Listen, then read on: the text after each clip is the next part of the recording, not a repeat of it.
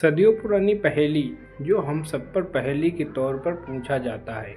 मुर्गी पहले आई या अंडा? अगर आप मुर्गी कहते हो तो सवाल ये उठता है कि पहली मुर्गी कौन से अंडे से निकली, और अगर आप अंडा कहते हो तो सवाल ये उठता है कि पहला अंडा किस मुर्गी ने दिया।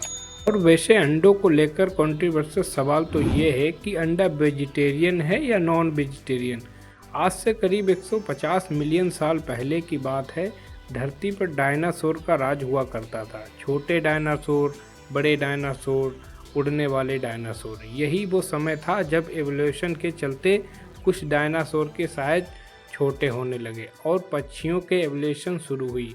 पहली चिड़िया इसी समय के अराउंड उभर कर आई, तो कुछ तो टीरेक्स जैसे भयंकर डायनासोर में इवॉल्व हो गए और कुछ डायनासोर छोटे होकर वर्ल्ड में इवॉल्व हो गए। यही कारण है कि बताया जाता है आज के दिन जो मुर्गी है और टीरेक्स डायनासोर, इन दोनों का कॉमन एंड सिस्टर हुआ करता था। टीरेक्स डायनासोर का क्लोजेस्ट हैविंग रिलेटिव आज के दिन के चिकन और ऑस्ट्रिच हैं। कभी किसी ऑस्ट्रिच को करीब से देखने पर डायनासोर की फीलिंग आती है। इसी रीजन से और सारे डायनासोर इन्हीं ऑस्ट्रिच की तरह अंडा ही दिया करते थे। वर्ल्ड इवॉल्व होने से पहले भी डायनासोर भी अंडे ही दिया करते थे। जानवरों में अंडा देने की कला बहुत सालों पुरानी है। 1500 बीसी पहले साउथ ईस्ट एशिया में लोगों ने खेती करनी शुरू की। बहुत सारा अनाज उगाया जाने लगा, जिसको देखकर पास के जंगल में रहने वाला एक जानवर बड़ा आकर्षित हुआ। ये जानवर था वाइल्ड रेड जंगल फाउल, जो कुछ ऐसा दिखता है, मुर्गी से काफ़ी हद तक मिलता जुलता, लेकिन फ़र्क ये साउथ ईस्ट एशिया के जंगलों में रहता था। जब इंसानों ने खेती करी तो इंसानों के खेतों के पास आकर रहने लगा खाने की वजह से, और इसी समय के अराउंड इंसानों ने इसे डोमेस्टिकेट करना शुरू किया। इस डोमेस्टिकेशन के चलते कुछ हजारों साल बाद इनमें एवोल्यूशन हो गया और ये आज के दिन का चिकन बन गया। इन जंगल फाउल की पीसीज अभी भी जिंदा हैं साउथ ईस्ट एशिया के जंगलों में। आप घूमोगे तो ये आपको अभी भी देखने को मिल सकती हैं, लेकिन आम मुर्गी से अगर आप साइड बाय साइड देखोगे थोड़े बहुत डिफरेंस देखने को मिलते हैं। जंगल फाउल पीसीज का साइंटिफिक नाम है गैलस गैलस और एक आम मुर्गी का साइंटिफिक नाम है गैलस गैलस डोमेस्टिकस। तो एक चीज़ क्लियर हो जाती है, यहाँ की अंडे 300 मिलियन साल पुराने हैं और मुर्गी 3500 साल पुरानी है। तो अंडे कहीं ज़्यादा पहले आए मुर्गी से, लेकिन आप बोलोगे कि वो 300 मिलियन साल पुराने वाले अंडे किसी मुर्गी ने नहीं दिए। तो इसीलिए अगला सवाल यहाँ पर उठता है कि मुर्गी पहले आई या मुर्गी के अंडे। बात बड़ी सिंपल है। एक चिकन इवॉल्व है वाइल्ड रेड जंगल फाउल से। ये वाइल्ड रेड जंगल फाउल किसी और जानवर से इवॉल्व किया होगा। उस जानवर को हम नाम दे देते हैं चिकन। चिकन से पहले का जानवर तो पॉइंट ऑफ टाइम हुआ होगा कि जब दो प्रोटो चिकन ने एक दूसरे के साथ मेट किया होगा।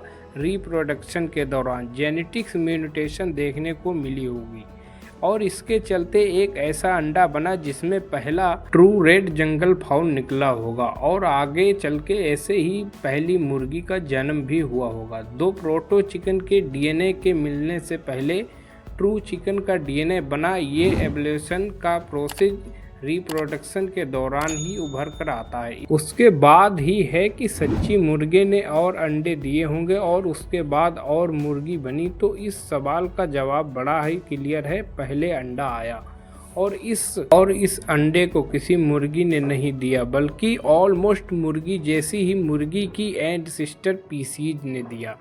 अब कोई जानवर की पीसीज मुर्गी कहलाई जा सकती है और कब उसे मुर्गी नहीं कहा जाना चाहिए। असलियत में जो डिफरेंस हैं वो धीरे धीरे कई पीढ़ियों के बाद आए होंगे।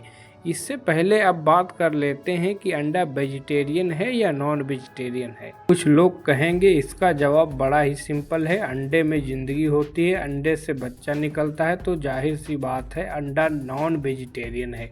लेकिन बात ऐसी है दोस्तों कि अंडे दो तरीके के होते हैं।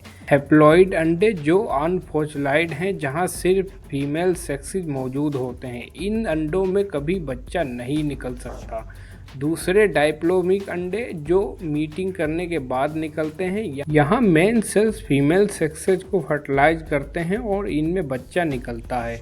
और इसी फर्टिलाइजेशन के प्रोसेस अक्सर हम रिप्रोडक्शन से भी एसोसिएट करते हैं। लेकिन क्या आप जानते हैं ऐसे कई प्लांट और एनिमल स्पीसीज हैं जो बिना फर्टिलाइजेशन के भी बच्चा पैदा कर सकते हैं।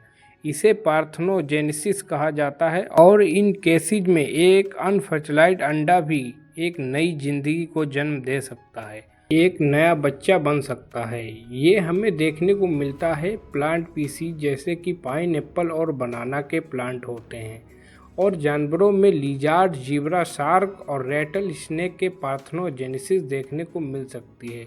ये शब्द आता है पार्थेनोजेनेसिस प्लस जेनेसिस शब्दों से, जिसका मतलब होता है कि वर्जन प्लस क्रिएशन। बिना स्पर्म एक अनफर्टिलाइज्ड एग एम्ब्रियो में डेवलप हो रहा है। तो सवाल यहाँ पर ये उठता है कि क्या मुर्गियों में पार्थेनोजेनेसिस देखने को मिल सकती है?